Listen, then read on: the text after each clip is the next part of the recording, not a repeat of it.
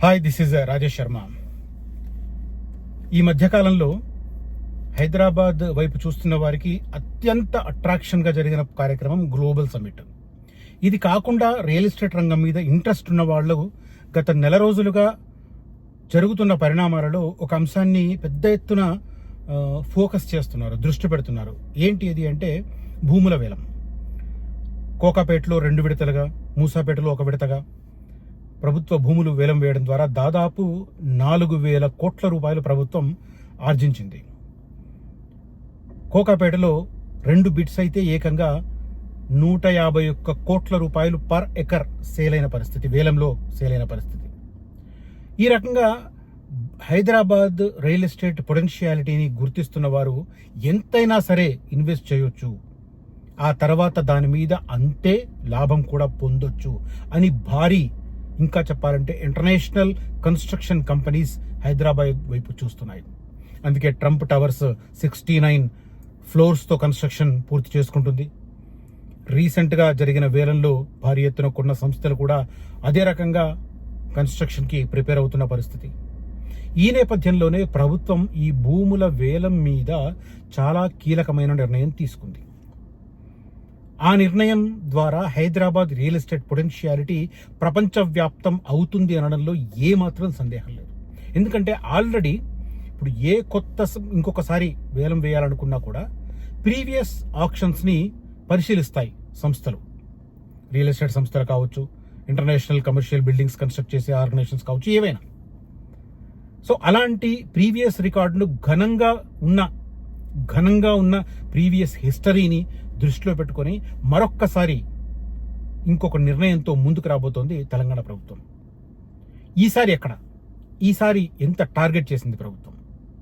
ఇలాంటి ఆసక్తికరమైన అంశాలు నేను ఈ వీడియోలో ఎక్స్ప్లెయిన్ చేస్తాను.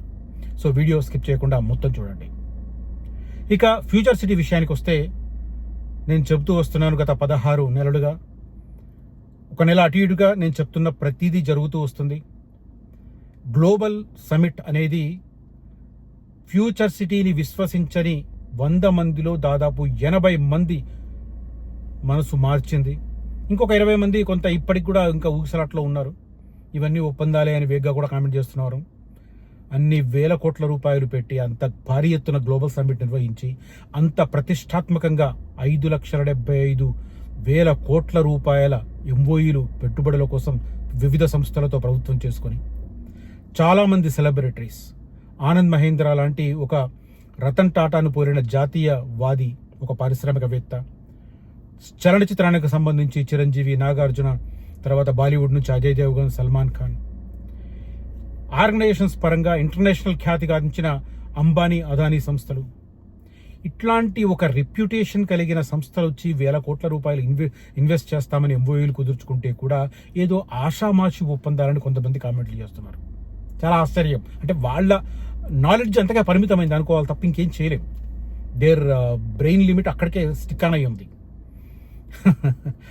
ఓకే, అదంతా పక్కన పెడితే, ఈ గ్లోబల్ సమ్మిట్ అనేది అటు ఫ్యూచర్ సిటీని హైలైట్ చేయడంతో పాటు తెలంగాణను కూడా ఒక ప్రతిష్టాత్మకమైన రాష్ట్రంగా ప్రపంచానికి పరిచయం చేసింది. వచ్చే 22 సంవత్సరాలు అంటే 2047 కల్లా తెలంగాణను $3 ట్రిలియన్ ఆర్థిక వ్యవస్థగా ఏర్పాటు చేయడానికి అవసరమైన అన్ని రంగాల పురోభివృద్ధికి తగిన రకంగా ఒక దార్శనిక పత్రం, విజన్ డాక్యుమెంట్ రిలీజ్ చేసింది ప్రభుత్వం. ఆ విజన్ డాక్యుమెంట్ను పరిశీలించిన 83 పేజీల విజన్ డాక్యుమెంట్ను పరిశీలించిన ఆర్థికవేత్తలు దాన్ని ప్రశంసిస్తున్నారు. అఫ్కోర్స్ పొలిటికల్ కామెంట్స్ ఎప్పుడూ నెగిటివ్గా ఉంటాయి, మనం దాన్ని కాదనలేం. వీళ్ళ అధికారంలో ఉంటే వాళ్ళు, వాళ్ళ అధికారం ఉంటే వీళ్ళు దుమ్మెత్తి పోసుకోవడం it's very very common.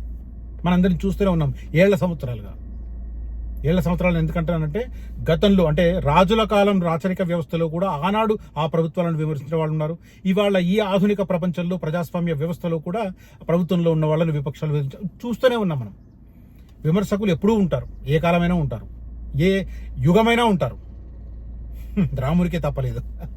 Of course ఇవాళ రాముల పరిపాలనలో ఉన్నారని నేను అనట్లేదు, అటు జాతీయాల్లోనూ ఇక్కడ. కానీ ఎవరైనా పొలిటికల్ అంతే. అక్కడ బీజేపీ అయినా పొలిటికలే, ఇక్కడ రాష్ట్రంలో కాంగ్రెస్ అయినా పొలిటికలే.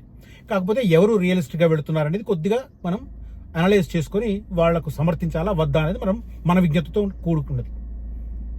30 సంవత్సరాల పాత్రికేయునిగా నేను అదే ఆ మాత్రం చెప్పగలను. రైట్. ఇక లేటెస్ట్ డెసిజన్ ప్రకారం ప్రభుత్వం, ఇందాక నేను మధ్యలో డివేట్ అయ్యాను. గ్లోబల్ సమ్మిట్ ఫ్యూచర్ సిటీకి ఒక ప్రత్యేకమైన గుర్తింపును తెచ్చింది. మొత్తం కుదిరిన ఒప్పందాలలో దాదాపు 60% ఫ్యూచర్ సిటీలో ఇన్వెస్ట్మెంట్ రంగం సిద్ధమవుతుంది.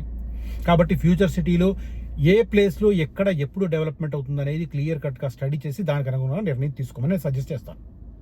ఇది క్లియర్ కట్గా చెప్పే పద్ధతి. ఇక దాంతోపాటు ఇప్పుడు లేటెస్ట్గా ప్రభుత్వం తీసుకున్న నిర్ణయం ప్రకారం ఏకంగా 7,000 కోట్ల రూపాయలు ప్రభుత్వం ఇన్వెస్ట్ చేస్తుంది, ఆర్జన కోసం లేటెస్ట్ డెసిషన్ తీసుకుంది. ఇదేంటంటే కోకాపేటలో మరోసారి భూములు వేలం వేయబోతుంది. రెడీగా 70 ఎకరాలను సిద్ధం చేసింది. ఏకంగా 70 ఎకరాలు. 70 ఎకరాలు 7,000 కోట్లు అంటే యావరేజ్గా పర్ ఎకరం 100 కోట్లే ఎక్స్పెక్ట్ చేస్తుంది. అంటే మొన్న లేటెస్ట్ దాని ప్రకారం వేలం ప్రకారం ఎకరం 151 కోట్ల రూపాయలు పలికింది. ఆ రకంగా చూసుకుంటే ఈ 7,000 ఎకరాలను కనుక చూసుకుంటే దాదాపు 11,000 కోట్ల రూపాయలు ప్రభుత్వానికి ఆదాయం వచ్చే అవకాశం ఉంది. కానీ యావరేజ్గా 100 కోట్ల రూపాయలని కోట్ చేస్తూ వచ్చే వేలంలో 70 ఎకరాలను వేలం వేయడం ద్వారా 7,000 కోట్ల రూపాయలు ఆర్జించడానికి ప్రభుత్వం లక్ష్యంగా పెట్టుకుంది. హెచ్ఎండిఏ ప్రణాళిక సిద్ధం చేసింది. దీనికి అంతటికి కారణం ఏంటంటే గ్లోబల్ సమ్మిట్కు వచ్చిన అద్భుతమైన రెస్పాన్స్. గ్లోబల్ సమ్మిట్లో ఆల్మోస్ట్ ఆల్ సెక్టర్స్ సంబంధించిన జాతీయ ప్రపంచ స్థాయికి సంబంధించిన వాళ్ళు దాంట్లో పార్టిసిపేట్ చేశారు. సో ఇలా చేసినప్పుడు వాటికి సంబంధించిన డీటెయిల్స్ గ్లోబల్ సమ్మిట్లో గ్లోబల్ సమ్మిట్తో హైదరాబాద్ రియల్ ఎస్టేట్ వ్యాపారంలో రైజింగ్ రానుందని భారత రియల్ ఎస్టేట్ డెవలపర్స్ అసోసియేషన్ సమాఖ్య పేర్కొన్నది. భారత్ ఫ్యూచర్ సిటీలో జరిగిన తెలంగాణ రైజింగ్ గ్లోబల్ సమ్మిట్ 2025లో 1000 మందికి పైగా ప్రపంచ పెట్టుబడిదారులు, పరిశ్రమల ప్రముఖులను ఆకర్షించింది. ఇది రియల్ ఎస్టేట్ రంగ భవిష్యత్తుపై విశ్వాసాన్ని మరింత బలోపేతం చేస్తూ తదుపరి వృద్ధి దశకు బలమైన పునాది వేయనుంది. ఈ సదస్సులో ప్రధాన ఆకర్షణగా నిలిచిన తెలంగాణ రైజింగ్ 2047 విజన్ డాక్యుమెంట్ 2047 నాటికి 3 ట్రిలియన్, ఇదంతా మనం ఇందాక నేను చెప్పిన వివరాల్లో ఉన్నాయి.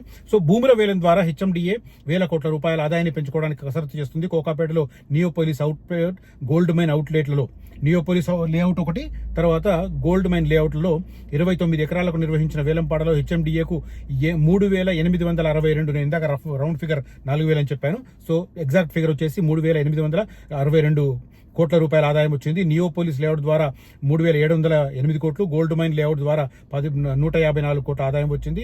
ఆదాయంతో పాటు రియల్ ఎస్టేట్ భూమి పెరగడానికి ఇది ఒక నిదర్శనమని పలువురు బిల్డర్లు, డెవలపర్లు అభిప్రాయపడుతున్నారు. దానికి అనుగుణంగానే మనకి వివరాలు కనిపిస్తున్నాయి. కోకాపేటలో నియోపోలిస్ లేఅవుట్లో మరో 70 ఎకరాల భూములు వేలం వేయడానికి హెచ్ఎండిఏ కసరత్తు చేస్తుంది. ఇదే భూమిని 10 ఏళ్ల కింద ITSEZ కు కేటాయించారు. ఈ మొత్తం 11 కంపెనీలకు ఈ భూమి లీజుకు ఇచ్చారు. ఇంతవరకు ఒక కంపెనీ కూడా ఆ భూమిలో సంస్థలను ఏర్పాటు చేయలేదు. ఇప్పటికే కొన్ని కంపెనీలు లీజు నుంచి విరమించుకున్నట్లు హెచ్ఎండిఏకు తెలిపాయి. కంపెనీలకు సంబంధించి గడువు ముగియడంతో మొత్తం భూమి ప్రభుత్వం హెచ్ఎండిఏ ఆధీనంలోకి వచ్చింది. ఇప్పుడు అక్కడ మౌలిక సదుపాయాలు కల్పించడం ద్వారా ఆ భూములు వేలం వేయడానికి ప్రభుత్వం రంగం సిద్ధం చేస్తుంది. మొత్తం టార్గెట్ వచ్చేసి 10,000 కోట్లు అంటే ఓవరాల్ గా చూస్తే. బట్ దీనికి సంబంధించి అసలు బీజం ఎక్కడ పడింది అనేది ప్రధానమైన ఇష్యూ. ఈ గ్లోబల్ సమ్మిట్లో అన్ని రంగాలకు సంబంధించిన వాళ్ళు వచ్చారు. తద్వారా ఆ డెవలప్మెంటల్ యాక్టివిటీ మనకు కనిపిస్తుంది. రియల్ ఎస్టేట్ భూమి కథ ఒక కారణమవుతుంది. కాబట్టి జాతీయ స్థాయిలో ఉన్నాయి, ఇంటర్నేషనల్ స్థాయిలో ఉన్న రియల్ ఎస్టేట్ సంస్థలు, ఈ బిల్డింగ్ కన్స్ట్రక్షన్ సంస్థలు హైదరాబాద్ మీద ఫోకస్ చేస్తున్నాయి. ఇవన్నింటినీ దృష్టిలో పెట్టుకునే ఇప్పుడు ఈ 7,000 ఎకరాలను వేలం వేయడానికి రంగం సిద్ధం చేస్తున్న పరిస్థితి. 7,000 కోట్ల టార్గెట్. భూములకు సంబంధించి చెప్తున్నా నేను. 70 ఎకరాలు, ఇందాక నేను రాంగ్ స్పెల్ చేశాను, ఫ్లోలో వెళ్ళిపోయింది. 70 ఎకరాలను వేలం వేయడం ద్వారా 7,000 కోట్ల రూపాయలు, యావరేజ్గా 100 కోట్ల రూపాయల ఎకరం సంపాదించబోతోంది. ఇది లేటెస్ట్గా మరోసారి కోకాపేట వేలానికి రంగం సిద్ధమవుతుంది అనడానికి ఇది ఒక ఇన్ఫర్మేషన్. రియల్ ఎస్టేట్ పరంగా హైదరాబాద్ పొటెన్షియాలిటీ ఏంటనేది గ్లోబల్ సమ్మిట్ నిరూపించింది. కోకాపేట ఏరియాలో జరుగుతున్న భూముల వేలానికి సంబంధించి నిరూపిస్తుంది. సేమ్ టైం ఫ్యూచర్ సిటీలో కూడా 1,317 ఎకరాలను రెసిడెన్షియల్ కమ్ రీక్రియేషన్ ఏరియా కింద పెట్టారు, మిక్స్డ్ యూజ్ కింద పెట్టారు. సో ఆ వాటిలో కూడా ఫేస్డ్ మేనర్గా వేలం వేయడానికి FCDA కూడా రెడీ అవుతుంది. FCDA భూముల వేలం కనుక ప్రారంభిస్తే ఇక్కడ ఆ ఏరియాలో భూముల ధరలు పెరగడానికి ఆస్కారం ఇంకా పెరుగుతుంది. కాబట్టి ఇది రైట్ టైం. గ్లోబల్ సమ్మిట్ ద్వారానే ఆల్రెడీ రియల్ ఎస్టేట్ సంస్థలు రేట్లు పెంచుతున్నాయి. ఇక ఆక్షన్ కూడా మొదలైతే ఇంకా ఇది ముందుకు వచ్చే అవకాశం ఉంటుంది. కాబట్టి ఇది right time to invest in future city. కనిపిస్తున్న నెంబర్లో కాంటాక్ట్ చేయొచ్చు. నేను క్లియర్ కట్గా ఫస్ట్ ఎక్కడ డెవలప్ అవుతుంది, తర్వాత సెకండ్ ఫేజ్ ఎక్కడ డెవలప్ అవుతుంది, థర్డ్ ఫేజ్ ఎక్కడ అవుతుంది, క్లియర్గా ఎక్స్ప్లెయిన్ చేస్తాను. If you convince with my comments, information, analysis, trust me and invest me where I suggest you. Thank you for watching this video. Signing off, Rajesh Sharma.